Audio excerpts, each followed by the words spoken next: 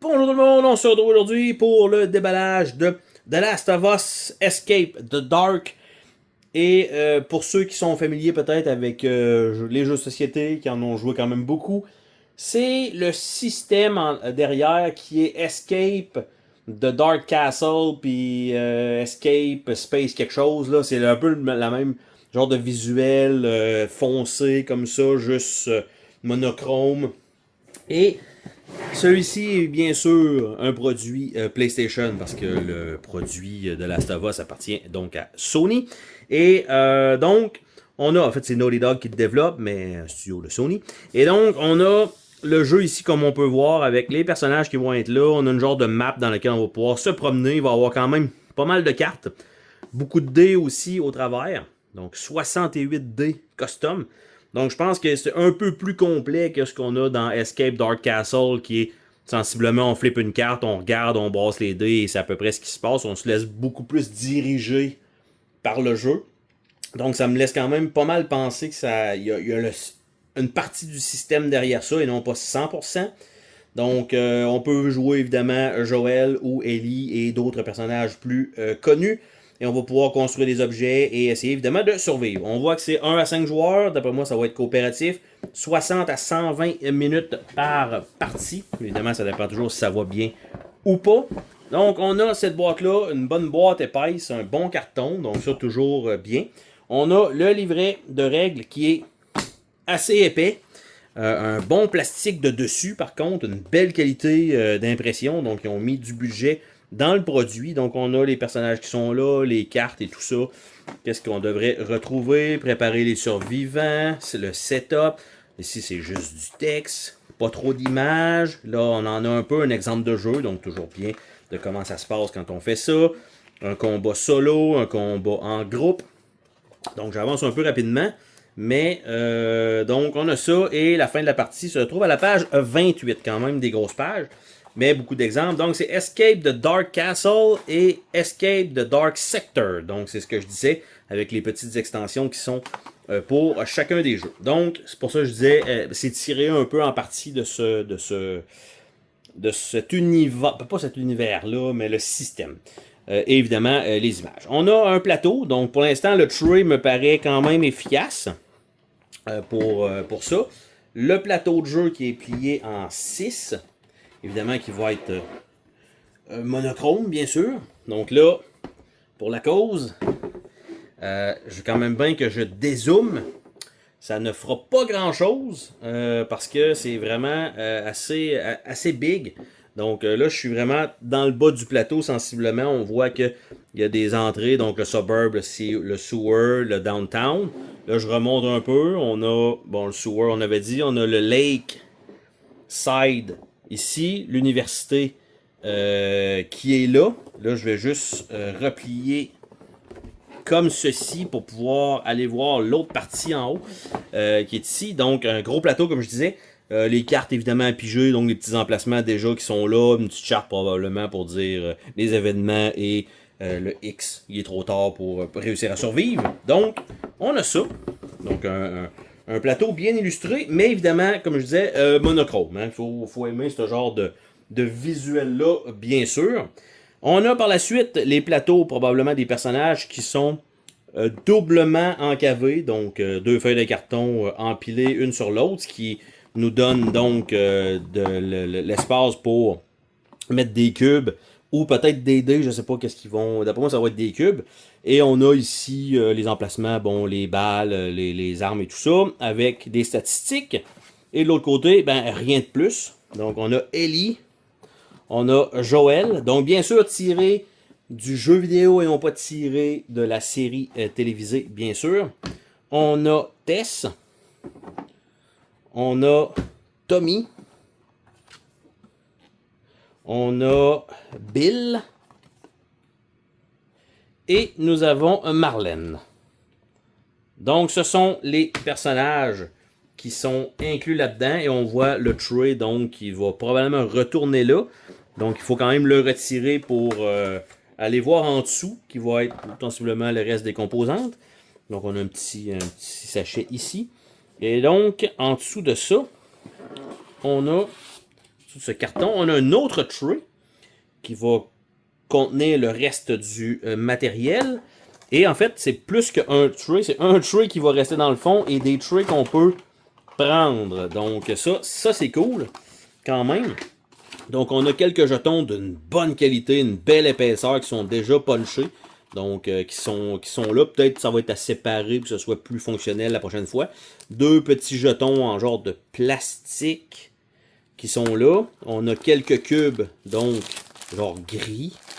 Et on a des dés blancs comme ceci avec un hit et blanc. Donc ça, je pense que c'est correct, mettons que ce soit comme ça. Mais par contre, ça va peut-être être comme je disais, à séparer. Mais au moins, tout est déjà punché. Ici, on a, donc on continue, on a des dés noirs avec les hits dessus. On a des gros dés ici imprimés avec Bill, Tess. Donc chacun a son gros dé, de ce que je comprends. Et on a des dés spéciaux ici. Donc quand même la balance des dés qui est indiquée, qui est dans ce tray-là. Par la suite, ce tray-là ici, qui reste en L, donc comme ça, ben on a un paquet de cartes qui va pouvoir aussi être divisé une fois qu'il va y avoir des sleeves dessus, ça devrait re-rentrer là-dedans. Et on a les grosses cartes qui sont pour sensiblement les scénarios, j'ai l'impression, savoir où on va se promener. Donc là, je pensais avoir trouvé la belle petite languette pour ouvrir ça, il semblerait que non. C'était juste un petit défaut dans le plastique. Donc là, je l'ai pour vrai. Donc, ça ici, j'envoie ça là. Et on a donc des cartes d'aide pour commencer qui ont un fini tissé. Donc, deux cartes d'aide qui sont là et les items de départ. Donc là, ici, j'ai un petit plastique, un petit morceau de plastique que vous aviez vu. Donc ça ici, tout, on a ça. Après ça, on a un paquet de cartes ici qui est infecté et location clear turnover. Donc il se passe des choses qui ne sont pas les mêmes sur les cartes. Donc il va y avoir ça. Après ça, il y a encore ici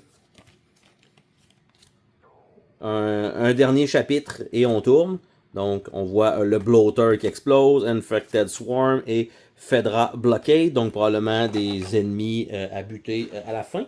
Après ça, on a quelques cartes. Je ne sais pas si on doit passer à travers de toutes les cartes à chaque fois, mais on a le Lakeside, donc il y en a quand même un certain nombre.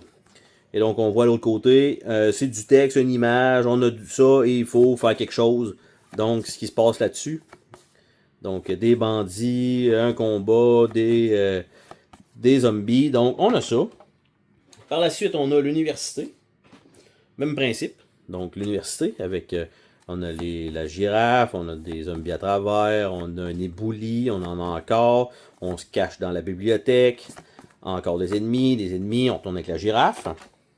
Donc, si on en met, maison 3 par partie, c'est sûr que ça va donner un peu de rejouabilité. Sinon, c'est sûr qu'à un moment donné, vous allez connaître les cartes qui ont une possibilité d'être là et les cartes qui vont revenir. Donc, les images quand même sympathiques, illustrées dans le thème, bien sûr, des Escape et non pas, ben oui, c'est les images un peu de Last of Us, bien sûr, mais ce n'est pas tiré 100% du jeu vidéo parce qu'évidemment, ça aurait été un genre de print un petit peu en 3D peut-être, en termes de artwork. Et il nous reste le Suburb. Donc ça, on a vu ça dans la série télévisée aussi, pour ceux qui l'ont peut-être suivi. Donc ça rappelle évidemment le jeu lui-même. Donc ça, c'est parfait pour ça. Je vais remettre les deux trays ici, pour le fond. Et il nous reste les petites cartes qui vont être sensiblement les cartes objets qu'on va découvrir et pouvoir utiliser. Donc ceux-là ont aussi un fini tissé. On a des objets, des stash items. Donc, là, j'essaye juste de toutes les avoir. Donc, ça ici, les objets qu'on peut probablement trouver. Là, on a un événement partant, des événements. Un hunting rifle, un shorty, un pipe, un plank, un switchblade, nail bomb, un shotgun, hunting bow, quelques événements. Le El Diablo, le molotov, le flamethrower, l'assault rifle, le baseball bat et le machete. Donc, on a ça. Par la suite, on a des objets de départ. Donc, starting weapon. Donc, pistolet 9 mm, un revolver à la place, mais je pensais que ça allait être différent. On a. Et c'est sûr qu'il y a quand même une différence entre. On a le pistolet. On a le revolver. Donc, il y a plus de capacité, mais il fait moins de dégâts. Lui, il a moins de capacité, mais il fait plus de dégâts. Puis lui, bien évidemment, une planche en bois, ça se trouve pas mal n'importe où. Hein? Après ça, on a le camp, ici. Donc, le camp, ça dépend du nombre de joueurs, donc le nombre de survivants, en fait. On a 4-5 ou 2-3. Donc, minimum, ça prend 2 survivants. Donc, si vous jouez Parlement solo, il va falloir que vous jouez 2 personnes.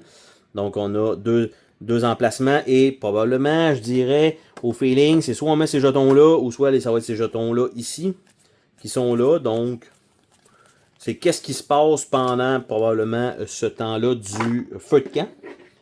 Par la suite, on a la Fedra, donc à 2, 3 ou 4, 5. Donc, on a la même chose pour ça. Donc, ça fait un peu différent dépendant du nombre de survivants. On a des habiletés spéciales. Il n'y en a pas énormément. Il y en a 5. Donc, on a ça. Le Stealthy, Dependable, Relentless, Attune et Ferocious. Donc, on a ça. On a des armes modifiées. Pour moi, c'est quand même sympathique, donc on va se les garder pour la fin. On a des objets de modification, donc à construire. Donc ça, un shiv. Donc quelques shivs, des smoke bombs, des nail bombs, molotov, health kit. Donc on a ça. Après ça, on a une série d'objets qui nous amènent jusqu'à la fin. Donc des items, donc du sucre, les explosifs, les rags, l'alcool, bon, des ciseaux, ou des blades, advenant le cas, oui, ça peut toujours servir de couteau ou de lame. Binding, donc du tape, des bricks, bottle, ammo, snack bar, canned food, donc on a ça. Et les objets modifiés, et upgraded weapon, donc on a un pistolet 9 mm, ils ont mis un chargeur probablement un petit peu plus long qui donne plus de capacité. Donc pistolet 9 mm c'est la même chose. Le hunting rifle, peut-être des dégâts, peut-être j'allais dire la portée, mais on dirait pas. Shotgun, le revolver, la planque qui ont mis des clous, la pipe ils ont mis les couteaux au bout et un baseball bat. Donc pas énormément d'armes, mais quand même. Bien sûr, le jeu non plus nous en donnait pas des milliers, mais somme toute. Donc ça comme ça, avec le petit tray qu'on remet comme ceci. Ça rentre bien correct comme ça. Les plateaux des joueurs, le plateau de jeu et le livret d'instructions. Donc tout est clean. Pas de taponnage à se dire ça va-tu rentrer, ça va-tu pas rentrer avec les sleeves et tout ça comme on a d'habitude. C'est un jeu qui a été pensé pour les gamers, tout est déjà punché, tout est pratiquement prêt à part les sleeves, mais les cartes ont fini tissées, donc très bonne qualité de carton également, il reste à savoir si le jeu va falloir le coup. Sur ce, on se dit à la prochaine pour une autre vidéo. Salut tout le monde!